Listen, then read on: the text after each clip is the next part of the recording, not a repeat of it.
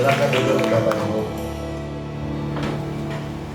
Baik, hari ini saya akan menyampaikan bagian yang keempat dari serial Heaven on Earth yang keempat ya, Heaven on Earth Families. Jadi tadi saya bilang sama Loan itunya diganti ya, apa namanya, bempernya. Christian bawa nggak bempernya? Nggak bawa ya? Udah ada bempernya, dikirim sama Bang Abed Pak Widyo. Oh, udah dikirimin. Iya. Bemper yang khusus Heaven on Earth ya? Iya Pak Widyo. Oke, terima kasih Loan. Saudara pemain tamborinnya tadi yang nari, saudara lihat nggak, luar biasa. Itu bisa diekspor ke pusat gitu. Luar biasa ya. Setiap lagu punya tariannya khusus, itu luar biasa. Baik.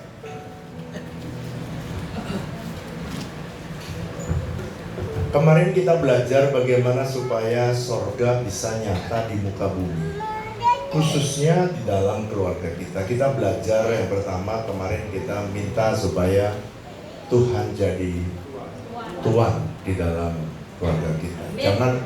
Jangan ada yang memutuskan keputusan tanpa Tuhan jadi pemimpin kita. Ya, kita belajar bagaimana supaya surga bisa nyata di tengah-tengah kita. Kalau suami berperan, istri juga tahu role-nya ya. Kalau perannya tidak sesuai, saudara, bukan surga di keluarga, neraka di dalam keluarga. Saya sering banget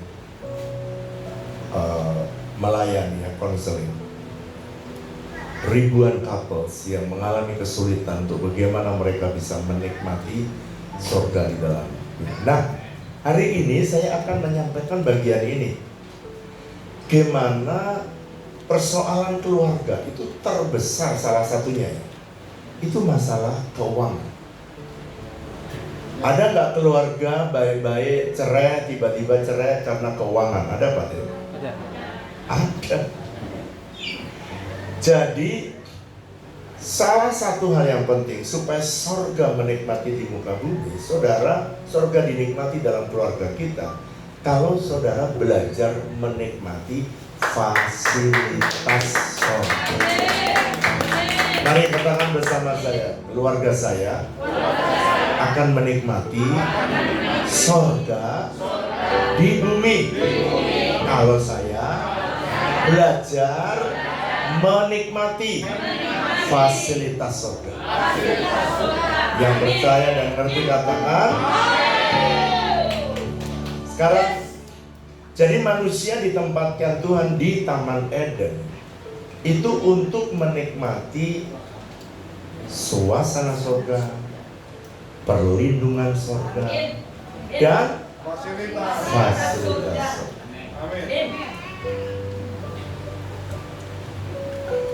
Kita harus nikmati semua kan di Taman Eden itu adalah tempat di mana saudara bisa melihat surga real, nyata di muka bumi.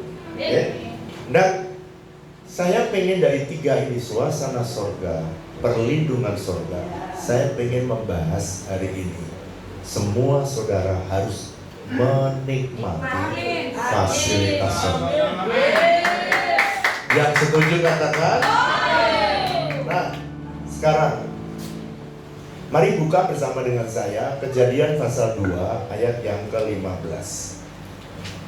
Saya minta kita baca bersama ya. Kejadian pasal 2 ayat 15, 16,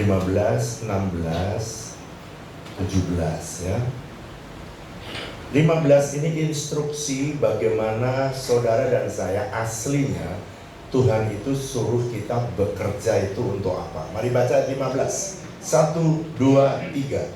Tuhan Allah mengambil manusia itu dan menempatkannya di dalam Taman Eden. Untuk apa? Mengusahakan dan taman. Perhatikan ya. Jadi Tuhan itu menempatkan manusia di Taman Eden untuk apa? Mengusahakan dan memelihara taman itu. Sekarang ayat 16, baca bersama-sama. 1, 2, 3. Lalu Tuhan Allah memberi perintah itu kepada manusia. Semua pohon dalam taman ini boleh kau makan buahnya dengan bebas. Tetapi pohon pengetahuan tentang yang baik dan yang jahat itu jangan kau makan buahnya. Sebab pada hari engkau memakannya pastilah engkau mati. Sekarang kita pelan-pelan ya, pelan-pelan. Jadi Tuhan itu senang buat partnership. Jadi bekerja itu adalah partnership, kerjasama, kongsi antara saudara dan Tuhan. Dan partnership ini adalah cara Tuhan untuk menolong umatnya. Dan Tuhan bilang begini, pelan-pelan ya. Semua buah dari pohon ini boleh kamu makan. Jadi tendensi Tuhan itu sebenarnya dia sangat ingin memberkati umat. Mari bilang sama saya, Tuhan itu merencanakan memberkati kita berlimpah-limpah. Pak, bagaimana saya bisa tahu, Pak? Dari itu kejadian tadi ya, semua boleh kamu makan. Mungkin ada puluhan ribu di Taman Eden. Waktu Yesus juga bicara diulang lagi di dalam Yohanes pasal 10 ayat 10. Setan atau iblis datang, pencuri datang untuk mencuri, membunuh dan membinasakan. Tapi aku datang untuk memberi kamu hidup dalam bukan kelimpahan, segala kelimpahan. Artinya memang Tuhan punya tendensi atau keinginan untuk memberkati. Jadi kalau Tuhan punya keinginan untuk memberkati, ya Tuhan kerjasamanya ini tujuannya ingin supaya manusia menikmati fasilitas surga. Mari katakan bersama saya, Tuhan ingin saya menikmati fasilitas surga. Nah, dari puluhan ribu itu, saya tanya saudara, puluhan ribu pohon, buahnya semua boleh dimakan. Hanya 2 pohon saja yang tidak boleh dimakan. Sekarang saya tanya, sekarang kalau partner, siapa di sini yang punya bisnis partneran? Ada yang kongsian, bisnis berdua atau bertiga? Ada. Berapa orang, Bu? 2. Biasanya kalau kongsi 2, berarti ada 2 pemegang saham. Ya, betul Ibu. Ibu pegang berapa persen? 3 atau 2? 3. Oh. Bapak pegang berapa persen? 50. Wah, pemegang kendali dong.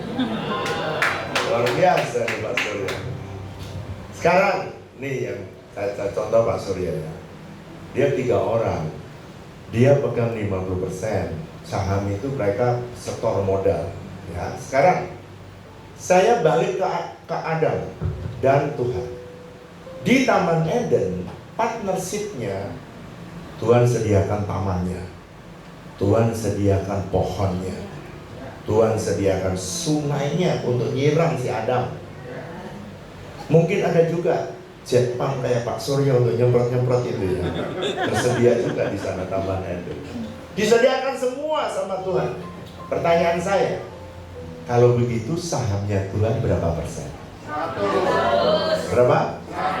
100%. Sahamnya Anda berapa? 0%. Tuhan bilang gini, Dam, sok kamu kerja di sini, kamu gajinya makan sepuasnya. Bukan UMR ya, kalau UMR kan upah minimum. Jadi makannya minim. Kalau di Taman Eden itu kamu boleh puas menikmati. Luar biasa kan? Tapi saudara perhatikan, boleh semua dimakan. Tapi kata Tuhan, dua ini jangan kamu sentuh. Sederhana kan Tuhan itu? Sekarang saya tanya, kalau mendapatkan hasil buah semuanya, hasil kongsian tadi karena 100% punya Tuhan, dan Adam boleh gajiannya makan apa saja. Saya tanya, sebenarnya kalau hasil itu, dividennya atau hasil perusahaan itu 100% atau punya siapa itu? Tuhan. Tuhan.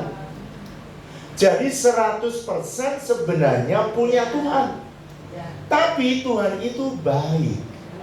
Dia bilang gini, sok, Dam, aku kasih kamu semuanya, ya. Tapi tolong dua buah ini jangan kamu sentuh. Sekarang perhatikan, saya mau jelaskan pelan-pelan.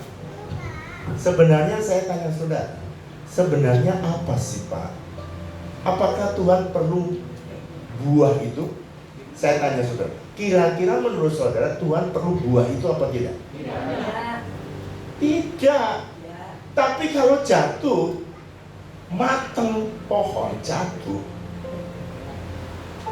enak lah. Adam itu lihat, Hawa itu lihat. Tapi Tuhan bilang, kamu gak boleh sentuh itu. Bukan berarti Tuhan, ya, bukan berarti Tuhan butuh pohon itu, bukan. Bukan butuh buah itu, bukan. Tapi yang Tuhan pengen, Dia mengajari supaya manusia itu taat.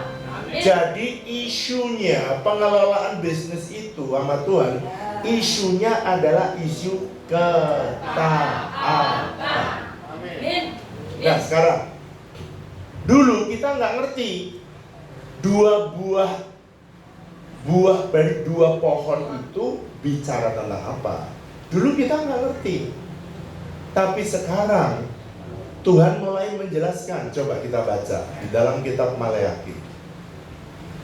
Pelan-pelan ya, kitab Maleakhi. Perjanjian Lama bagian terakhir. Maleakhi pasal yang ketiga ayat yang ke-8.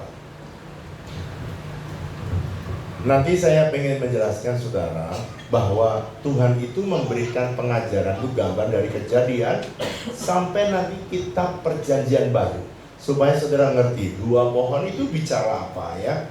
Mari baca ayat 8. 1, 2, 3. Bolehkah manusia menipu Allah? Namun kamu menipu aku. Tetapi kamu berkata, dengan cara bagaimanakah kami menipu engkau mengenai persembahan persepuluhan dan persembahan khusus. Kalau saudara baca di dalam bahasa Indonesia persembahan persepuluhan dan persembahan khusus. Dalam bahasa Inggris itu jelas. Di dalam bahasa Inggris atau bahasa aslinya itu jelas, nggak ada kata persembahan. Cuman dua aja, tithe and offering. Tithe itu perpuluhan, offering itu adalah persembahan atau yang berfungsi sebagai benih. Jadi Tuhan itu, dua pohon itu apa sih Pak isinya? Dua pohon itu, nah sekarang saya jelaskan pelan-pelan. Tuhan itu dari sejak dulu pengen partnership dengan manusia.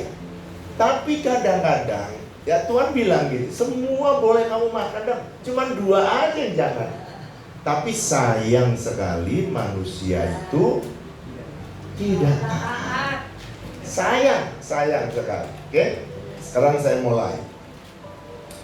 Kalau gitu dua buah pohon itu bicara apa Pak? Satu adalah bicara perpuluhan. Ayatnya di mana? Maleakhi 3 ayat 8. Dan yang kedua berbicara tentang apa? Benih. Nah nanti saya akan jelaskan perpuluhan tujuannya apa, benih tujuannya. Benih mungkin minggu depan ya, minggu ketiga berikutnya, minggu keempat. Sekarang kita belajar dua pohon itu bicara tentang perpuluhan dan benih.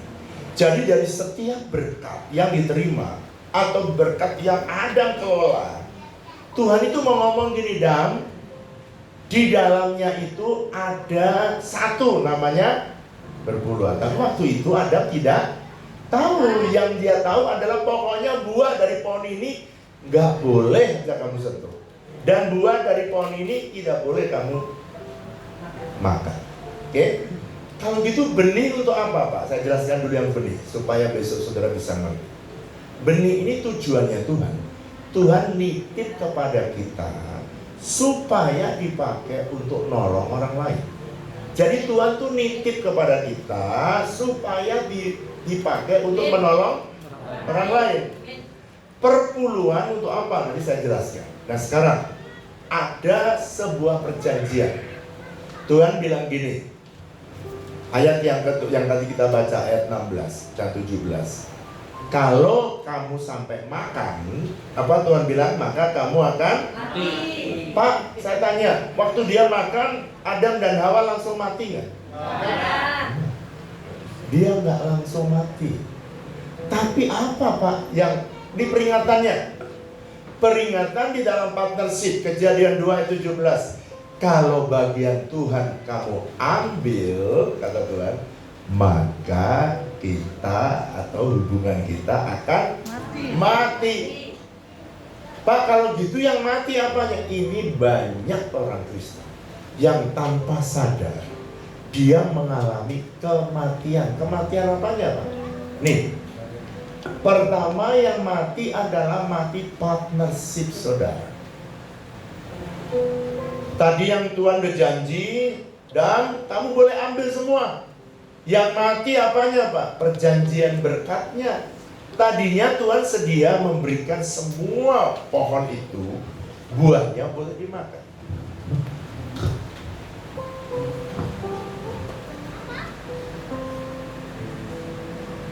Air yang sehat dari sumbernya.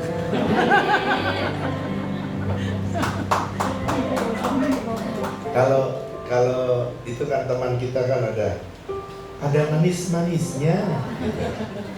Kalau ini segar dan sehat dari sumber.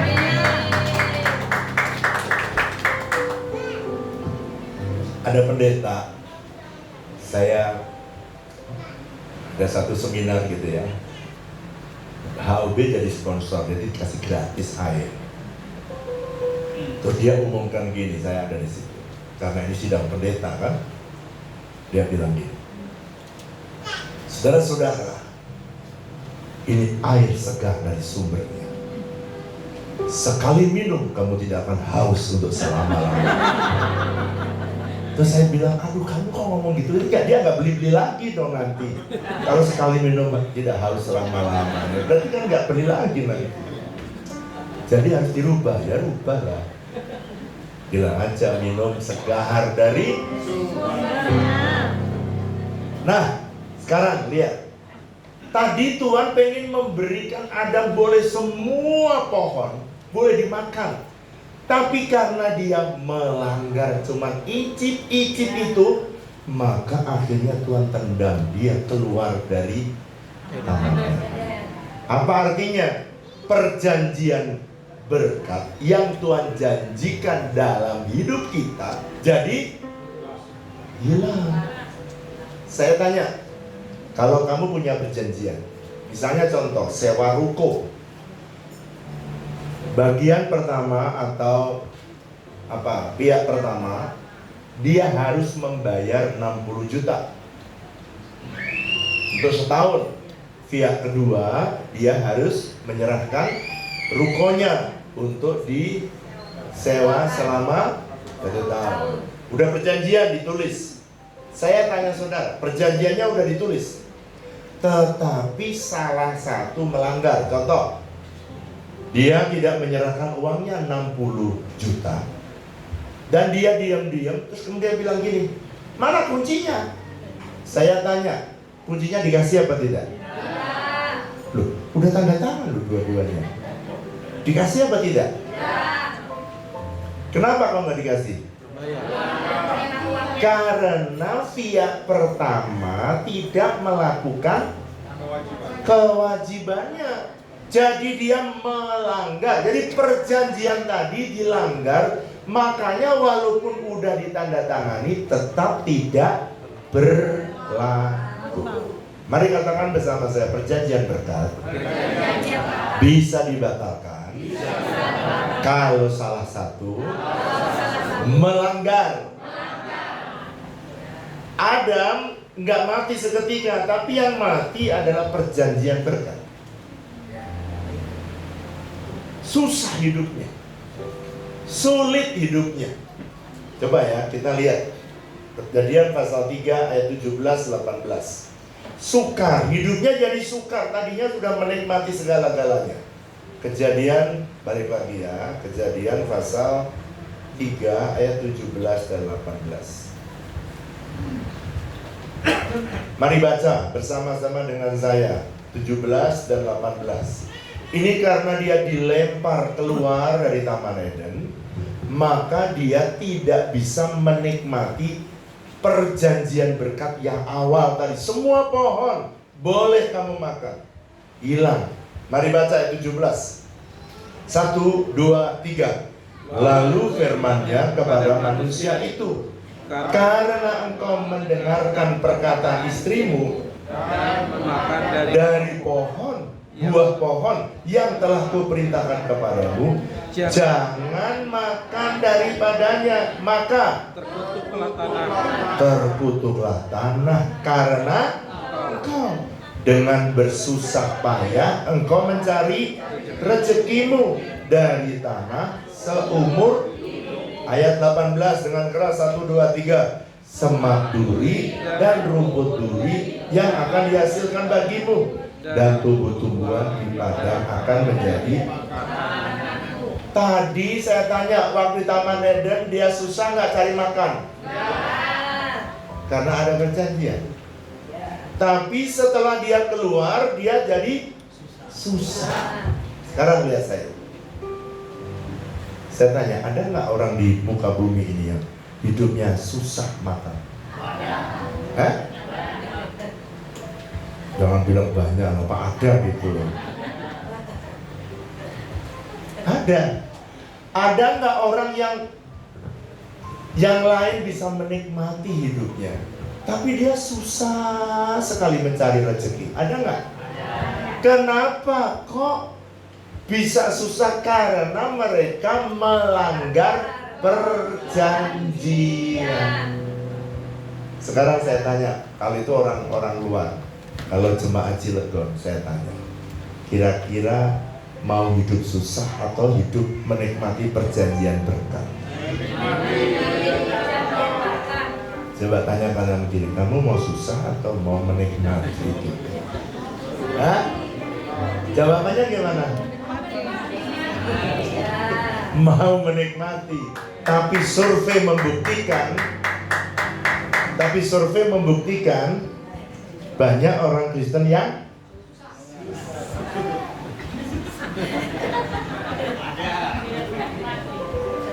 harusnya orang Kristen itu hidupnya kalau mentaati bagian saudara, maka jalan hidupnya gini.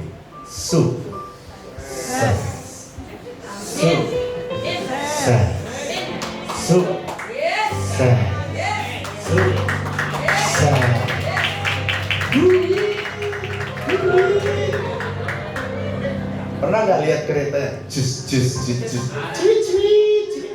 Ya pernah kan? Nah, jalan orang Cilegon itu harusnya sukses.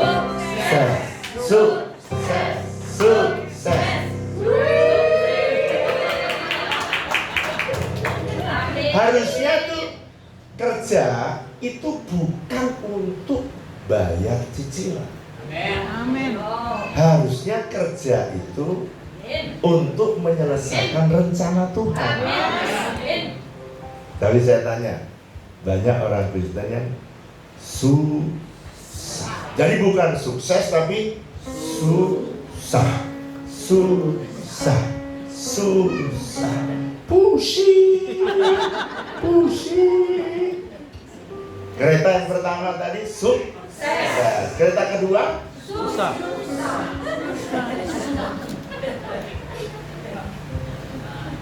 Coba tanya kanan kiri, kamu kereta 1 atau kereta 2?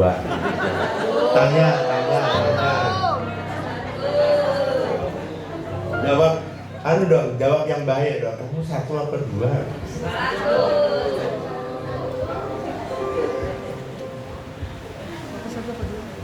Nah, kenapa sih kok banyak orang lebih senang? Saya nggak tahu ya. Kenapa kok orang lebih senang memilih susah hidup? Kalau saya sih senang memilih taat. Tadi saya tanya, perpuluhan dan benih itu bukan isu buah. Mari bilang sama saya, persembahan persepuluhan sesungguhnya bukan isu buah, bukan isu uang. Sebab Tuhan tidak butuh uang. Tuhan nggak butuh uang. Jadi kalau gitu isunya isu apa? Ketaatan. Tepuk tangan dong buat Tuhan kita. Jadi kalau saudara dan saya nih, ya, mau hidupmu terus ada dalam perjanjian berkat, ya jangan melanggar perjanjian. Nah, Tuhan bilang gini. Jack Graham dia berkata, the tree of knowledge of good and evil was a test of obedience and trust in God's wisdom and provision. Kalau saya terjemahkan kira-kira bahasa Cilegon kira-kira begini. Pohon pengetahuan yang baik dan yang jahat itu adalah tes, ujian. Ujian apa Pak? Ketaatan. Dan ujian apakah kamu percaya nggak sama hikmat Tuhan yang akan memelihara kamu? Percaya nggak bahwa Tuhan bisa menyediakan sepanjang bulan, sepanjang tahun, seumur hidup kita? Yang percaya dan ngerti katakan. Jadi Jack Graham dia bilang, wow ini yang benar tes. Nah kalau orang Cilegon gimana? Buahnya yang 2 dimakan apa ditelan? Dimakan atau ditelan?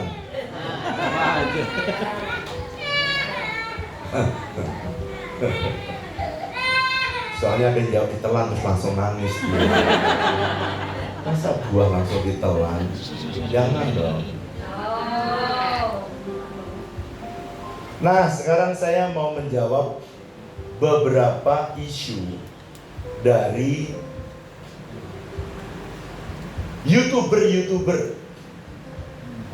Kenapa sih kok banyak YouTuber? Pernah nggak dengar YouTuber? Nggak usah beli perpuluhan. Pernah nggak dengar gitu? Nah, sekarang saya jelaskan. Kenapa setan-setan pakai YouTuber? Tapi bukan YouTuber itu setan, saya jangan salah ya. Kenapa setan itu menggunakan para YouTuber untuk menghalangi? Nomor 1. Kalau saudara dengar YouTuber yang baru nih, oh semua agama sama, betul nggak? Semua agama sama. Lalu dia bilang, kalau dia bisa mencegah saudara untuk diselamatkan, maka dia akan itu yang paling duluan yang dicegah, supaya saudara jangan sampai selamat. Tetapi Tuhan pengen saudara tetap diselamatkan. Kalau saudara udah lewat ini dan saudara tetap bisa memperoleh kehidupan yang kekal dan tetap percaya kepada Yesus, setan akan menghalangi saudara yang kedua, supaya saudara jangan diberkati. Sebab kalau saudara diberkati, saudara bisa jadi saksinya Tuhan. Tapi kalau saudara hidup dalam kekurangan, saudara sulit menyaksikan kasih Tuhan. Betul apa betul? Makanya setan mencoba. Apa sih yang isu yang diberikan oleh setan? Dia bilang gini, perpuluhan itu adalah hukum Taurat. Padahal Abraham sudah memberi perpuluhan kepada Melkisedek jauh sebelum hukum Taurat. Saya tanya, kira-kira Abraham, hukum Taurat itu kapan diberikan oleh Tuhan menjadi hukum kepada orang Israel? Zaman Musa. Jauh sekali Abraham, masih banyak keturunan baru sampai Musa. Abraham, Ishak, Yakub, Yusuf. Baru setelah Yusuf memerintah di Mesir, baru Tuhan memanggil Musa. Jauh sekali keturunannya. Jadi Tuhan sudah memberikan perintah pada waktu Musa. Tapi Abraham dari mana dia bisa memberi perpuluhan? Dia lihat dari nenek moyangnya. Dia lihat Adam. Dia lihat Nuh. Pada waktu dia diselamatkan, Nuh membawa persembahan di atas mezbah. Nah kalau gitu mereka berubah dari berkata gini, perpuluhan itu adalah hukum Taurat. Makanya orang Kristen sekarang tidak perlu memberi. Sebab kalau saudara memberi perpuluhan, perjanjian berkat terjadi dalam hidup saudara. Surga harus dibuka dan saudara akan menikmati kelimpahan yang datang dari Tuhan. Yang ngerti katakan, siapa lagi Pak? Coba ya, baca satu ayat ini. Kejadian pasal 28. Bukan hanya itu, tapi Yakub 28 ayat 20. Kejadian pasal 28. Yakub bilang begini. Kejadian pasal 28 ayat yang ke-20 dan 22. Mari baca ya. Kita baca dengan suara keras. Saya baca ayat 20, saudara 22, lalu 21, 22 kita baca bersama-sama. Lalu bernasarlah Yakub. Jika Allah ada, jika Allah akan menyertai, perhatikan, dan akan melindungi aku, sama ya kayak tadi Adam, di jalan yang aku tempuh, dan Tuhan memberkati kepadaku roti untuk dimakan dan pakaian untuk dipakai. Ayat 21 saudara. Sehingga aku selamat kembali ke rumah ayahku, maka akan menjadi Allahku. Ayat 22 baca dengan suara keras sama-sama. Dan batu yang kudirikan sebagai tugu ini akan menjadi rumah Allah dari segala sesuatu yang engkau berikan kepadaku, akan selalu ku persembahkan apa? 1/10 kepadamu. Nah sekarang saya tanya, Yakub hidup sebelum Musa atau setelah Musa? Sebelum. Dari mana dia bisa tahu dia memberi persembahan persepuluhan? Dari kakeknya, dari bapaknya Ishak, dari kakeknya Abraham. Jadi ternyata perpuluhan itu bukan hukum Taurat. Mari bilang sama saya, perpuluhan itu bukan hukum Taurat. Karena dari sejak kejadian Tuhan sudah mempunyai perintah. Dua ini jangan pernah kamu sentuh ya. Yang pertama apa? Perpuluhan. Yang kedua benih. Jadi kalau begitu, kalau gitu isunya YouTuber bilang begitu. Jemaat saya beritahu gini, kamu tinggal memilih. Hidup ini kamu mau menikmati fasilitas surga, atau kamu justru susah keluar dari Taman Eden. Pilihan ada di tangan kita. Betul. Saudara, saya lahir dari keluarga miskin sih enggak, tapi melarat di bawah garis kemiskinan. Saya suka cerita, kenapa? Supaya jemaat tahu bahwa melarat dan susah itu pilihan. Saudara bisa memilih. Saya juga bisa memilih melarat selamanya, bisa. Susah selamanya, bisa. kereta 1 dan kereta 2 pilihan kita. Adam memilih kereta 2. Susah.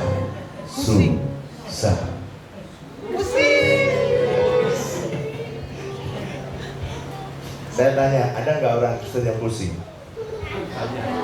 Hah? Ada nggak orang Kristen yang suka pusing? Ada. Saya persempit lagi. Ada nggak orang Cilegon yang pusing? Ada. Ada nggak orang yang kebaktian di Cilegon yang pusing? Ada.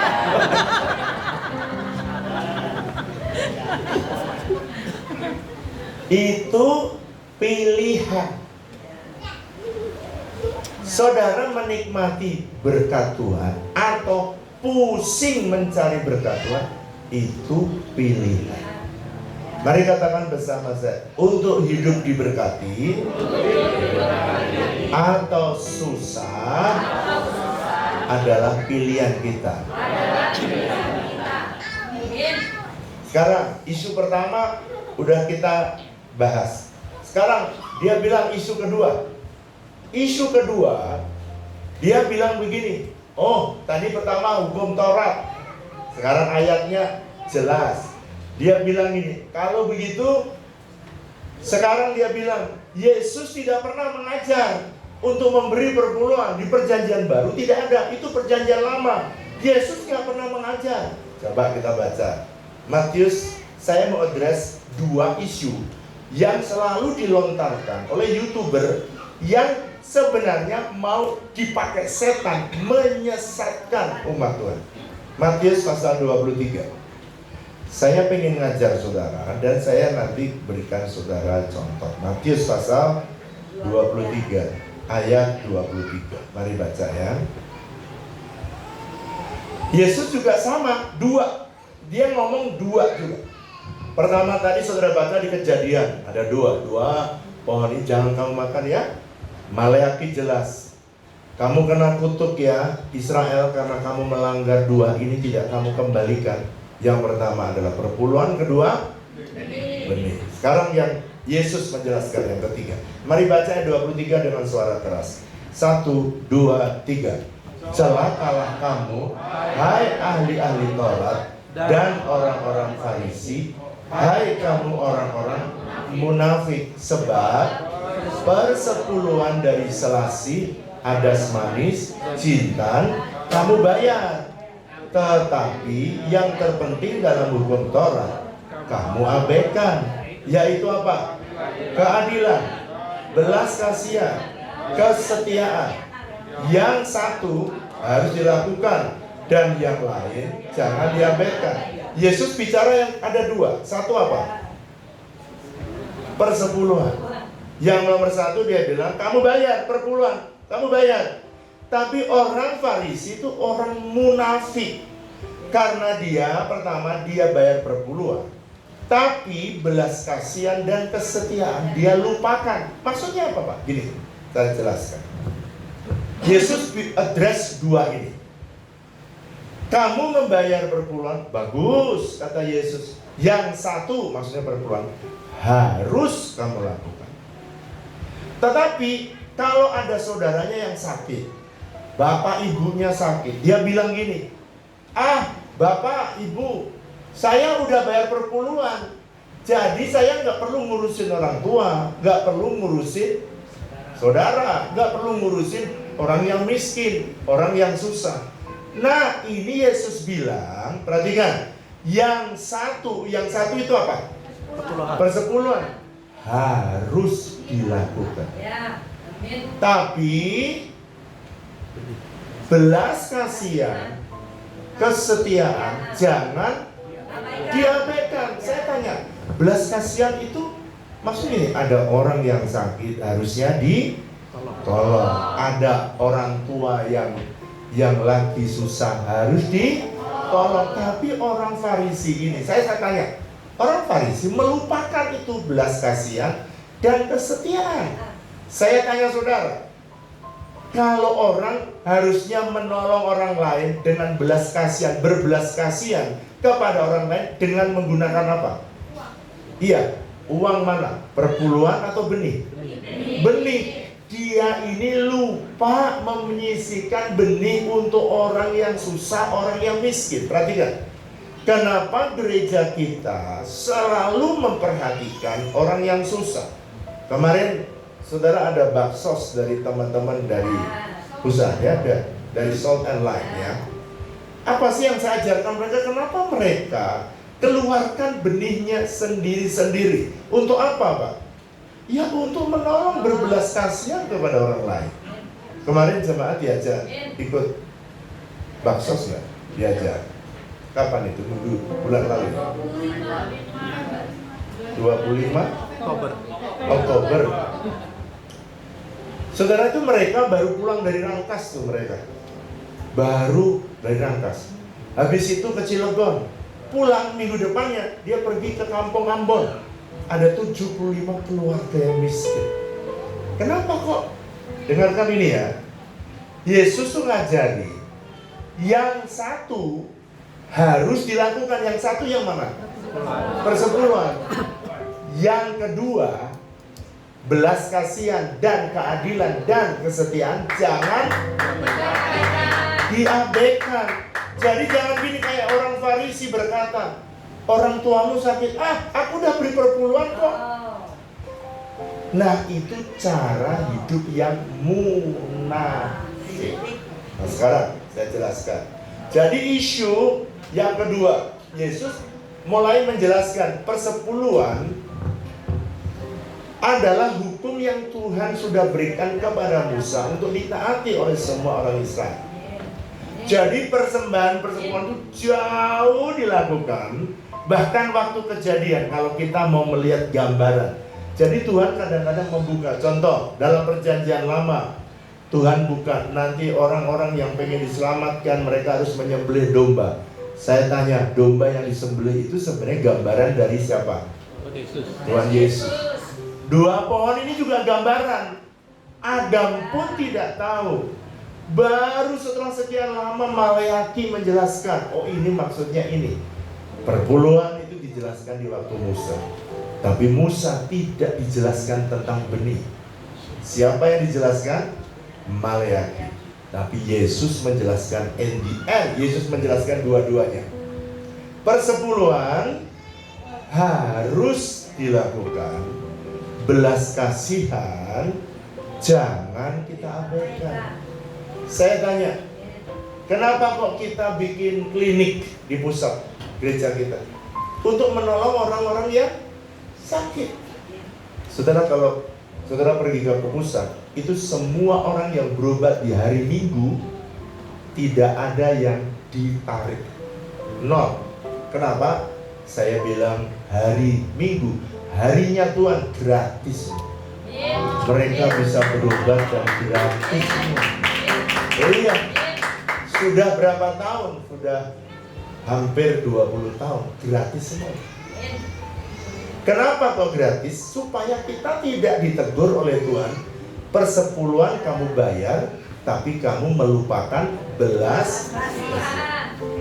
Dengarkan ya, kalau WTC Cilegon mentaati dua ini, saudara akan melihat WTC Cilegon akan diberkati oleh Tuhan.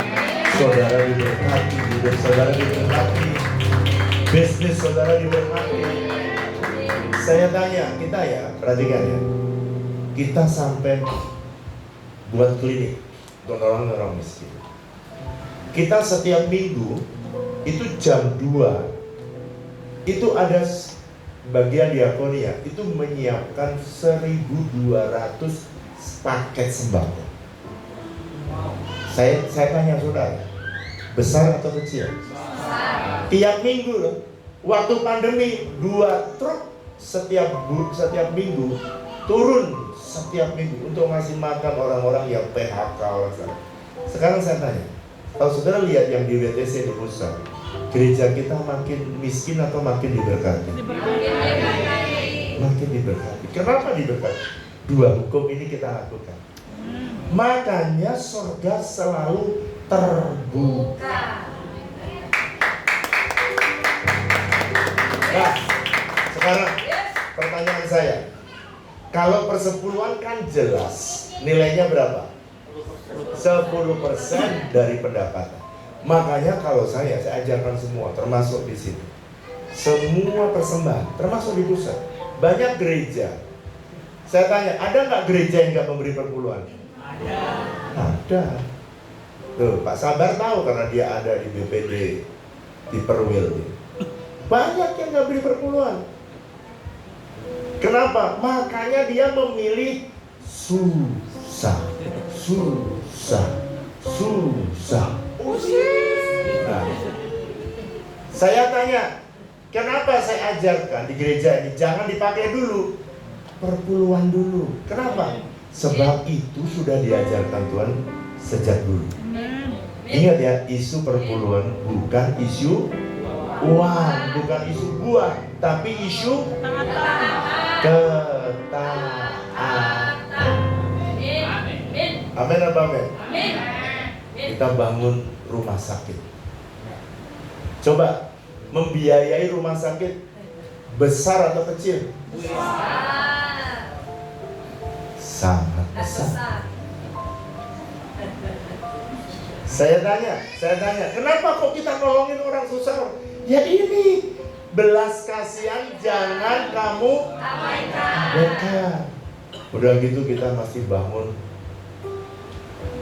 apa itu? HOB, Hosobre. Saudara, kita nolongin begitu banyak orang lewat Hosobre.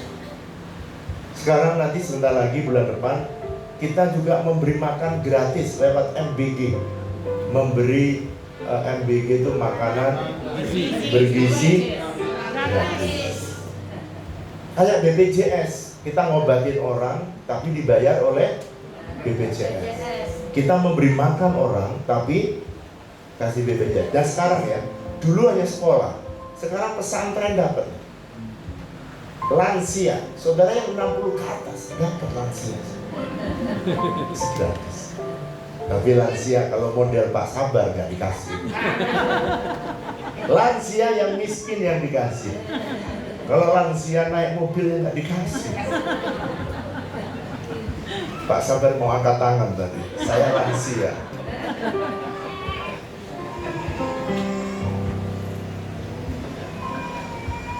Ada seorang hamba Tuhan, dia hilang.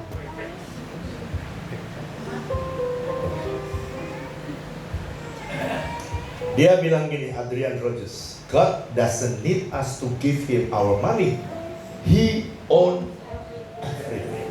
Tuhan tuh nggak butuh duit kita. Kenapa sih dia memerintahkan perpuluhan? Dia punya segalanya. Emas, perak, bumi punya. Tithing is a God's way to grow a Christian.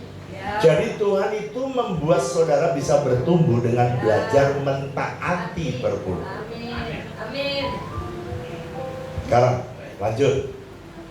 Kenapa sih kita harus membawa persembahan persepuluhan? Tuhan berkata gini, bawalah seluruh persembahan persepuluhan ke dalam rumah Tuhan. Supaya, ini tujuannya pertama, supaya ada makanan di rumah Tuhan. Baik makanan rohani dan makanan jasmani. Pak, makanan jasmani ini untuk saudara bisa ibadah, untuk bisa ngoperate ini perlu uang. Betul apa betul? Tuhan tidak perlu uang. Pelayanan pekerjaan Tuhan butuh uang. Jadi perlu ada makan. Makanya Tuhan bilang bawalah persepuluhan ke dalam rumah Tuhan. Supaya ada makanan. Kedua, Tuhan janji Maleakhi pasal 3, ujilah aku firman Tuhan semesta alam. Apakah aku tidak membuka tingkap-tingkap surga? Wow. Dan aku akan mencurahkan berkat sampai berkelimpah. Ini yang Tuhan janjikan dalam hidup saudara. Sekarang perhatikan saya. Orang itu bisa hidup dengan surga tertutup, dan orang juga bisa hidup dengan surga terbuka. Nanti kalau saudara pengen ya, karena waktu saya habis, saudara baca 2 Tawarikh pasal 7 ayat 13. 2 Tawarikh 7 ayat 13. Ada 3 ciri kalau orang hidup dengan surga tertutup. Nomor 1, dia tidak ada hujan. Nggak ada berkat, hidupnya susah. 2, sakit-sakitan. Habis kepleset, tulang patah. Habis tulang patah, kepleset daun pisang lagi. Tangan kiri nggak patah. Tangan kiri sembuh, kepleset lagi. Itu sakit, sakit-sakitan itu terus sakit. Tapi kalau saudara lagi ada orang sakit ya, DBD, ini pasti kutukan ini. Hidup dengan surga tertutup ini. Jangan ya. Jangan menghakimi temannya, wah ini kutukan ini. Jangan. Terus ada giginya bengkak, ini hidup dengan surga tertutup ini. Nggak boleh gitu. Sakit-sakitan itu ya, habis masuk rumah sakit keluar, habis keluar masuk lagi, habis masuk keluar, habis keluar masuk lagi. Nah, itu yang sakit-sakitan. Kalau ada yang sakit-sakitan, datang tuh Pak Sabar, Pak Yuda, berdoa supaya bebas. Pertama tadi apa? Tidak ada hujan, tidak ada berkat, tidak ada hujan, susah hidup. 2, sakit-sakitan. 3, dapat berkat, tapi belalang pelahapnya banyak makan. Jadi 3 ini ciri orang hidup surga tertutup. Tapi saudara hidup dengan surga terbuka. Karena saudara mentaati Tuhan, saudara akan lihat dengan surga yang terbuka. Yang ketiga, bawalah seluruh persembahan persembahyan ke dalam rumah Tuhan, supaya Tuhan bisa menjaga dan melindungi keluarga kita, dan Tuhan melindungi aset-aset kita. Waktu kita memberikan persembahan, persepuluhan itu, apa sih sebenarnya yang Tuhan lakukan? Saudara yang sedang melakukan apa? Tuhan sedang mendeklarasikan bahwa Tuhan sesungguhnya Dia mau melindungi semua aset yang Tuhan berikan dalam hidup kita. Jadi Tuhan akan menjaga. Coba saudara perhatikan, aset gereja kita sejak berdiri sampai hari ini bertambah atau berkurang? Bertambah. Ada yang tanya kepada saya, Pak, kenapa sih WTC itu dipercaya Tuhan dari tanah 1 hektar, 2 hektar, 12 hektar, sekarang 100 hektar. Tadi ada ibu yang datang ke saya tadi. Ibu mana? Mana Bu Rita? Oh, Ibu Rita tadi datang sama saya. Pak, doain ya Pak. Makasih ya Bu Rita ya. Doain Pak, ada orang Cina. Sekarang yang 50 sudah kita mulai tanam sudah. Tanam. Saudara mau nggak lihat videonya? Mau? Masih boleh? Kamu putar ya. Udah ditanam kira-kira 50 hektar. 50 hektar lagi. Itu Bu Rita kasih kabar. Mereka yang 50 itu dipunyai oleh pengerja dan jemaat. Mau kerjasama dengan pemerintah Cina. Coba saudara, siapa yang tahu itu? Kan nggak ada yang tahu. Betul apa betul? Kenapa kok kita dipercaya? Nanti kalau 100 hektar ini kita udah kelola semua, Tuhan akan kasih 1000-an hektar. Sekarang saya tanya, jemaat Cilegon mau gak sih diberkati? Mau kereta 1 atau kereta 2? Nih ya, tak tunjukin. Dan saudara ya, ini kebenaran ini saya itu udah lakukan 44 tahun jalan dengan Tuhan. Dan saya tanya, walaupun gembalamu memberi, menabur, gembalamu makin miskin atau makin diberkati? Makin diberkati. Saudara tiru, hidup saya ini udah jadi laboratorium. Oke, saya tunjukkan yang 100 hektar. Ini yang sekarang yang udah berbuah ya, jambu udah berbuah. 2 itu nangka udah berbuah, cempedak udah berbuah. Alpukat baru belajar berbuah. Lalu yang udah berbuah lagi, pisang udah berbuah. Kita tunggu alpukat total sama durian. Duriannya ada 3. Musang King, Blackton, sama Bawor. Ya, kita belajar, kita lihat video ini. Di tanah seluas 100 hektar yang terletak di Panimbang, HOB mulai mengembangkan perkebunan buah-buahan. Ini merupakan wujud nyata dari visi kita, yaitu memberi makan kota. Sebelumnya, budidaya perkebunan buah-buahan telah dilakukan oleh HOB di Sukamulia yang dikenal sebagai Eden Park 2 dengan luas 12 hektar. Untuk mewujudkan visi memberi makan kota, perkebunan yang ada di HOB Sukamulia diperluas ke HOB Panimbang, yang sekarang dikenal sebagai Eden Park 3. Saudara, saya dan Ibu Flora ada di kebun HOB House of Bread Farming yang ada di Panimbang. Visi ini dulu dimulai ketika beberapa tahun yang lalu, ketika saya tengah berdoa dan tiba-tiba Tuhan bicara minta tanah 100 hektar. Waktu itu saya tidak pernah berpikir, tapi saya memperkatakan minta tanah 100 hektar.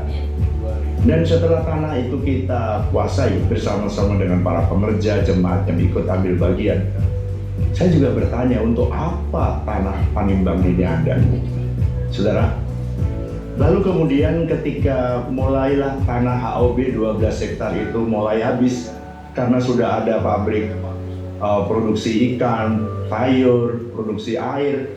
Akhirnya pada saat ini pohon-pohon buah yang ada di HOB Sukamulya sekarang sudah mulai terdesak, tinggal sedikit, sehingga pohon yang sudah berhasil bagus kita pindahkan ke kebun ini. Ya. Saudara bisa lihat ada kebun jambu luas sekali di sini, ada kebun nangka luas sekali dan lagi berbuah lebat. Nangka dan nangkadak lagi berbuah. Sebentar lagi panen raya. Sepanjang tahun jambu tidak kenal musim.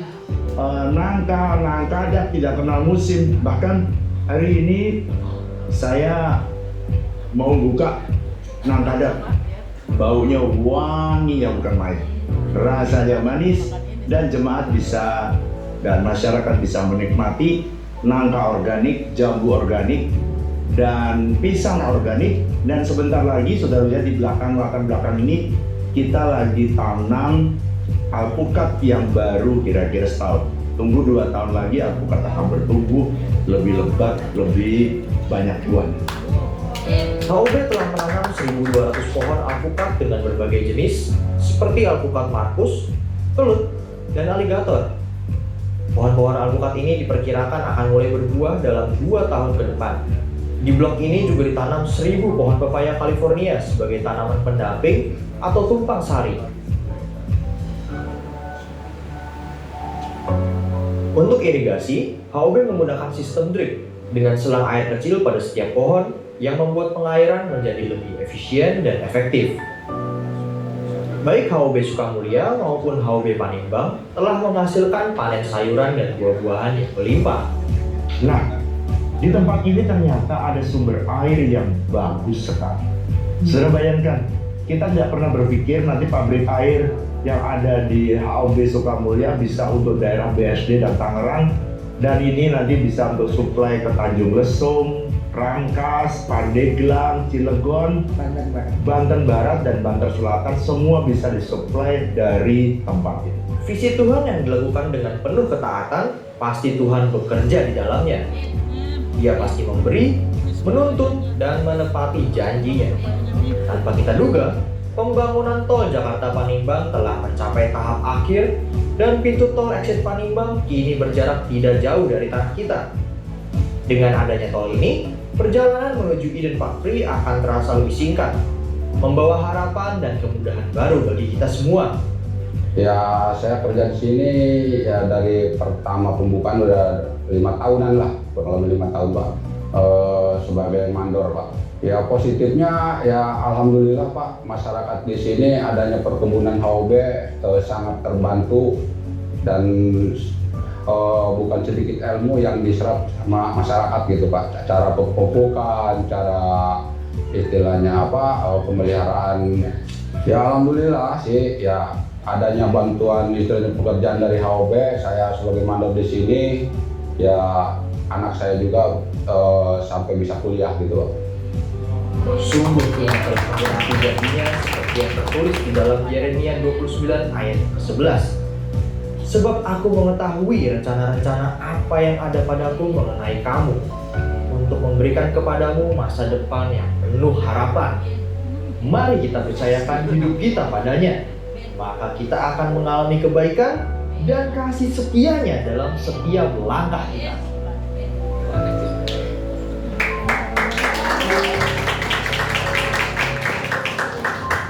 Saudara mau nggak sih diberkati Tuhan?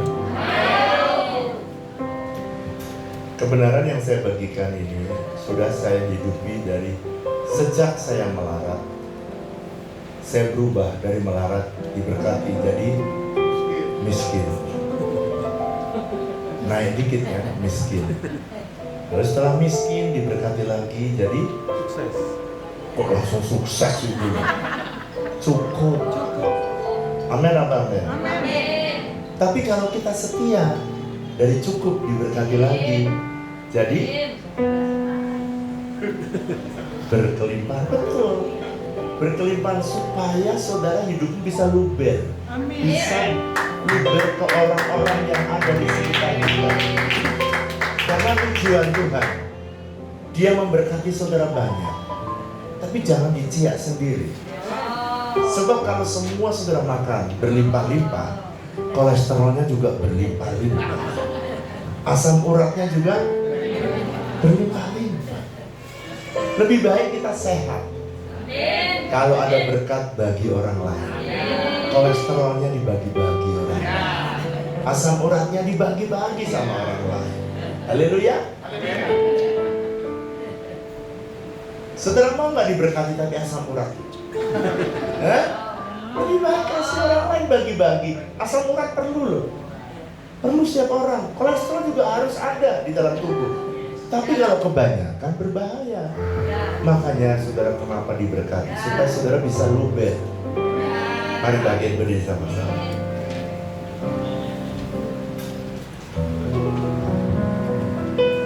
Belajar serahkan hidup saudara. Tuhan tuh gak butuh uang saudara. Dia gak butuh. Dia nggak butuh buah saudara. Yang dia perlukan dalam hidup saudara, serahkan hidupmu, hidup dalam ketaatan yang penuh.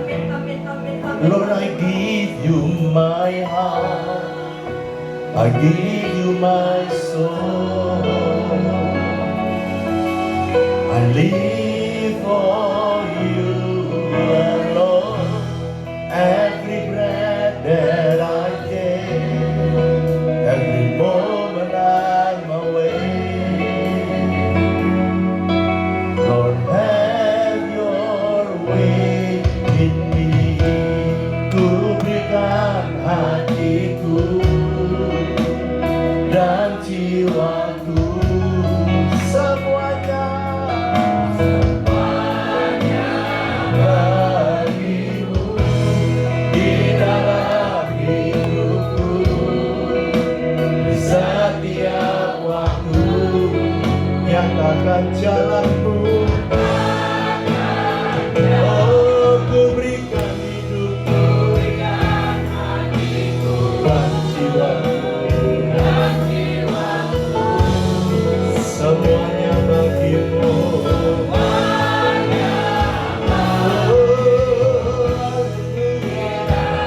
Hidupku setiap waktu nyatakan jalanmu.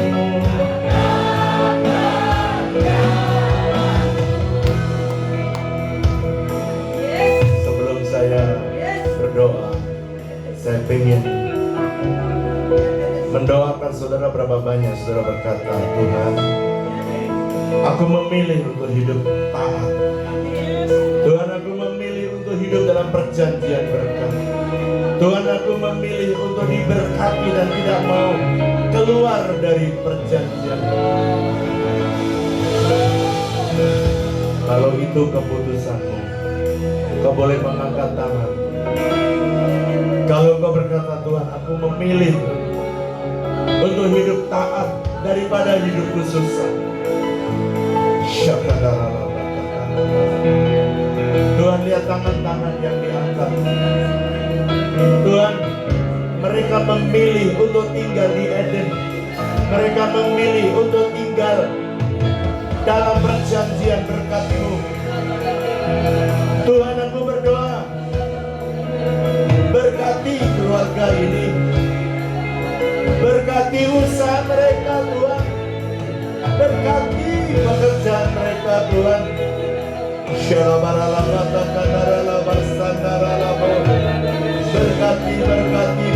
hidup mereka, keluarga mereka, berkati anak-anak mereka, berkati Tuhan, biar mereka menikmati fasilitas surga. Berkati mereka Tuhan, berkati mereka Tuhan.